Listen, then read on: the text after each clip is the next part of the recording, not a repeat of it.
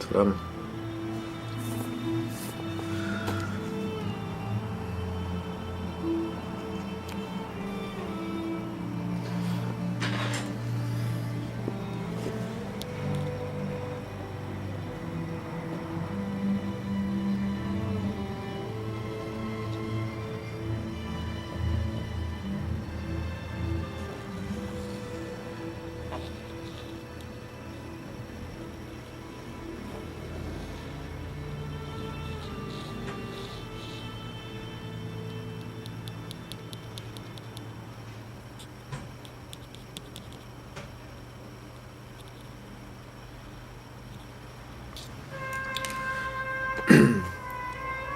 Le Coran, dans le Coran, Allah il nous révèle qu'il expose toute chose.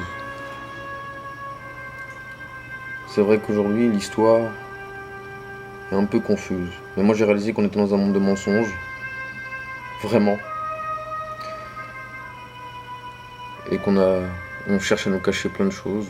Bref, c'est maintenant qui dit vrai, les anomalies, et puis surtout la parole de Dieu. Ceux qui sont confiants en la parole de Dieu seront confiants. Du coup,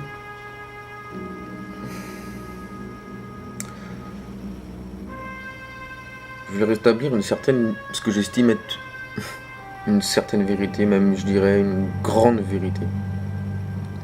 Mais avant ça, il faut comprendre que, premièrement, l'histoire des Perses est racontée par leur ennemi. Ça veut dire que la version qu'on a, l'histoire des Perses, c'est les Grecs qui nous l'ont donnée. Et dans le passé, on sait que les Perses et les Grecs ont eu de grandes batailles, de grandes disputes. Et on sait qu'après,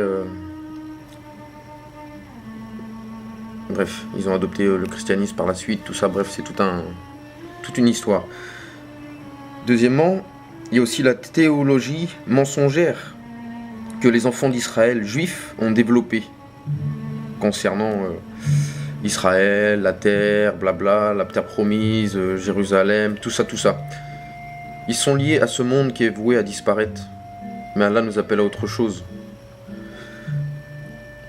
Et troisième point, le fait que les fils d'Israël, mais là du coup islamique, ont détruit aussi complètement l'histoire du côté perse lié à la culture. Pourtant la majorité qui sont musulmans suivent le Coran et la Sunna dite du Nabi Mohammed, donc l'informé Mohammed, donc des récits, des hadiths, des narrations attribuées à cet homme. Ce qui est étonnant, c'est que la plupart de ces savants, justement, oui, que ce soit Tabahi, Nisaï, enfin, pour la plupart des rapporteurs en fait et des savants, ils sont perses. Donc c'est très important à savoir. Et bizarrement, les musulmans, ils parlent pas des Perses, ils parlent jamais de ça, parlent d'un petit... Enfin voilà, à part la division chiite-sunnite. Vous voyez l'histoire ? Vous voyez la ruse du diable ? Donc voilà. Donc tout ça, ça a été manipulé. Donc comme je l'ai dit dans une vidéo tout à l'heure, en fait, pour moi ça se passe pas ici. Pour moi à l'époque, j'ai envie même de dire qu'Ibrahim était par là, que Sodome et Gomorrhe c'était par là, qu'il est parti par ici, qu'il a fait ici, qu'il a été un peu là, après il est revenu ici, après voilà, quelque chose comme ça. Et ensuite, ils ont fait que se déplacer à chaque fois parce que on sait très bien qu'ils ont nié, jusqu'à que certains en fait se retrouvent, jusqu'à qu'ils se retrouvent ici. Après, le temps il passe, le message se propage, la vie passe, les générations passent, chacun a ce qu'elle a acquis. Et on sait bien qu'à chaque fois ils immigrent parce qu'il le faut par moment.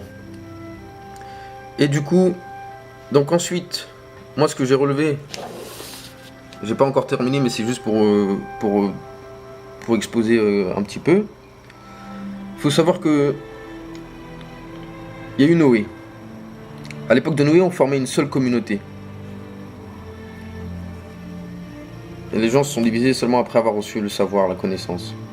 Ensuite, il y a Ibrahim, notre père, notre Hab, l'homme qui a reçu les premiers écrits. Ensuite, de lui, de par son alliance avec Dieu, l'ami intime de Dieu, il lui a donné Isaac, son fils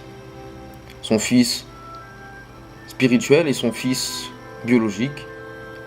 Ensuite, il y a eu Isaac a eu Yacoub, dans la même lignée. Ensuite, il y a eu Youssouf avec ses frères. Et même Youssouf avec ses frères, ça nous symbolise qu'à chaque fois, en fait, ces hommes, il y a toujours des hommes avec eux, en fait. Vous voyez ?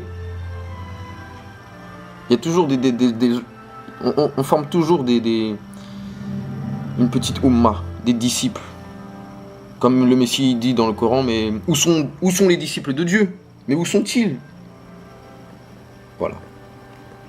Donc ceux qui savent qu'ils doivent faire ce qu'ils doivent faire.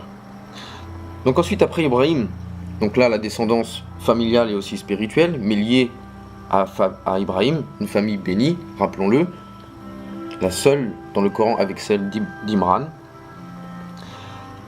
Ensuite, on nous parle d'Ismaël, qui est peu évoqué dans le Coran, que certains pensent que c'est le frère d'Isaac. Et du coup, là, les juifs, les chrétiens, les musulmans sont tous plus ou moins d'accord, à part quelques détails. Voilà. Et moi, je dis non. Il n'y a que Isaac. Ismaël, non. Pour moi, Ibrahim avec une femme. Et pour moi, pour Ismaël, ils ont menti comme ils ont menti pour Israël avec Yacoub.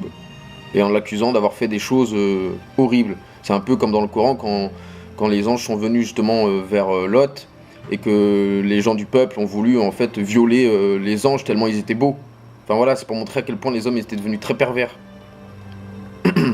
D'où la proposition des femmes. Voilà, bref. Lot était très gêné de cela. Et du coup, Ismaël et Israël.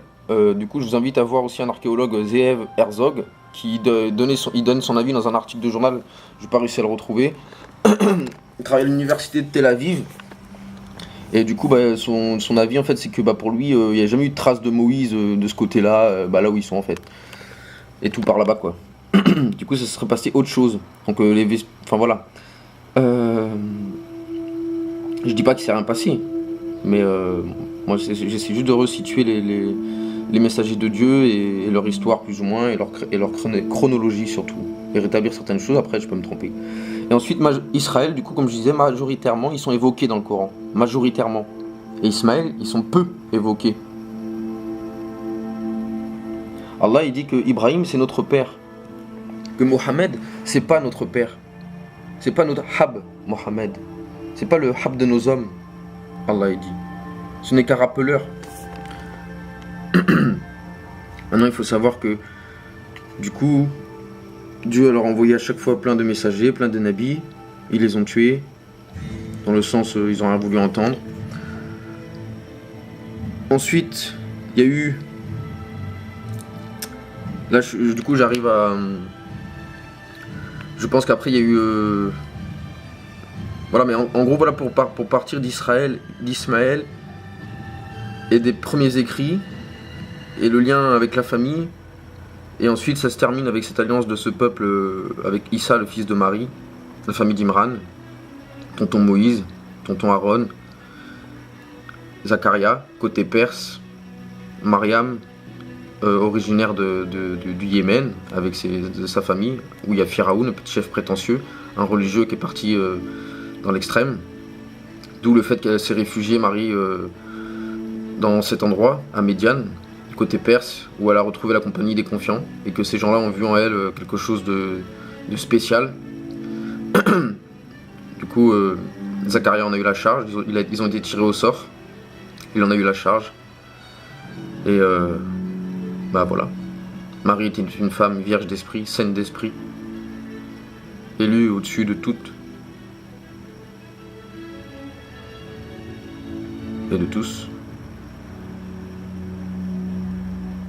Et Dieu a purifié Zacharia, comme il a purifié Marie.